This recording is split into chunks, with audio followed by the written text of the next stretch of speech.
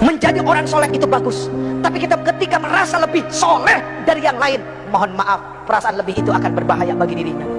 Menjadi orang baik harus, tapi ketika merasa lebih baik dari orang lain, ini yang akan membuat kekacauan bagi dirinya yang merasa lebih baik. Ayo tengokin teman-teman yang belum dapat hidayah. Umur di tangan Allah, kesempatan di tangan Allah. Jibril alaihissalam turun kepada Rasul mengabarkan, siapapun orang yang berbuat maksiat seumur hidupnya dan dia adalah umatmu, 1 tahun sebelum meninggal dia minta ampun kepada Allah, Allah akan ampuni semuanya. Rasulullah bilang apa? Aduh malaikat Jibril, kelamaan. Balik kepada Allah. Rasulullah tahu kualitas umatnya. Setelah kembali kepada Allah turun lagi, ya Rasulullah, barang siapa dari umatmu berbuat dosa seumur hidupnya 1 bulan sebelum dia meninggal, dia tobat kepada Allah, Allah subhanahu wa ta'ala akan ampuni dosanya. Apa Rasulullah bilang? Aduh malaikat Jibril, jangan deh, kelamaan, umatku lalai. Kembali lagi kepada Allah, turun lagi, ya Rasulullah, barang siapa dari umatmu dia berbuat dosa seumur hidupnya 1 minggu sebelum meninggal, dia bertobat kepada Allah, Allah akan ampuni. Tapi apa yang dikatakan Rasulullah SAW? Aduh jangan, malaikat Jibril jangan, umatku lalai. Lihat, sayang gak Rasulullah sama kita? Cinta gak Rasulullah sama kita? Akhirnya kembali lagi kepada Allah. Lalu kemudian turun, ya Rasulullah, Allah berkirim salam kepadamu.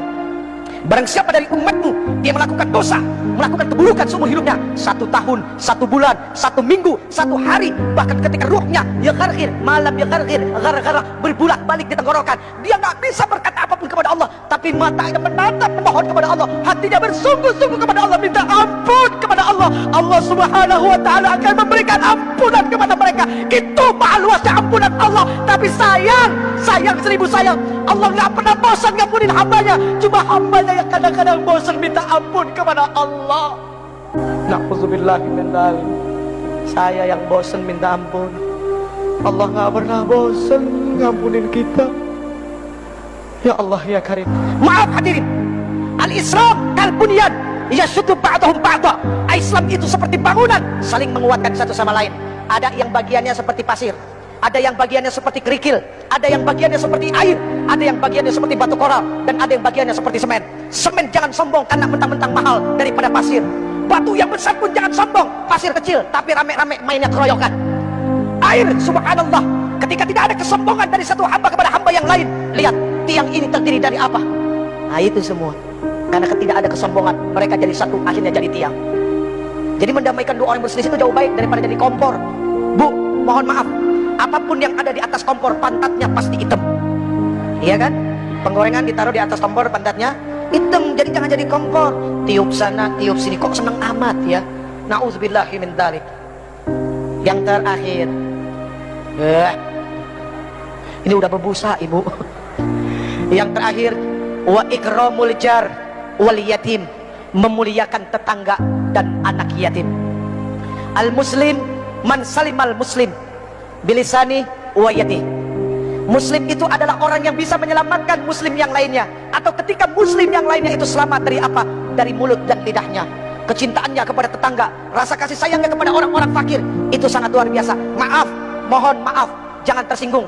Yang kaya, tolong engkau ingat, tidak akan pernah ada kalimat kaya kalau tidak ada miskin. Artinya apa?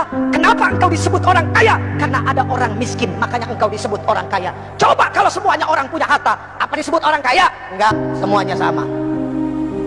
Adanya kaya kan ada yang miskin.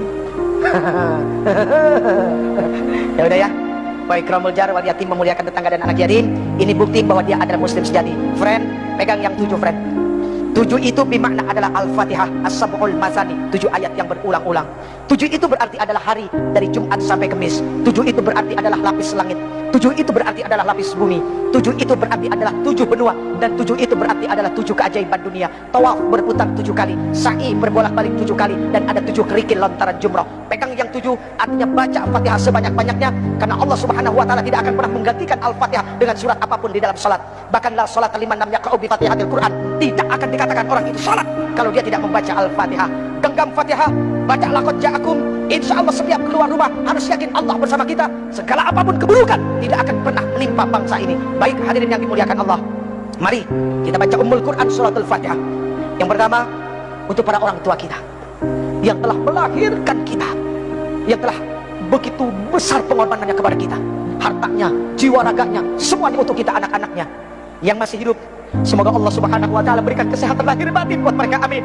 Semoga Allah Subhanahu wa taala mudahkan segala urusan yang akan menyusahkan mereka, dan semoga Allah Subhanahu wa taala menghalalkan rezekinya. Itu yang paling penting, bukan membanyakan rezeki tapi dari yang haram, tapi menghalalkan rezeki biarpun itu sedikit dan berkahnya. Subhanallah.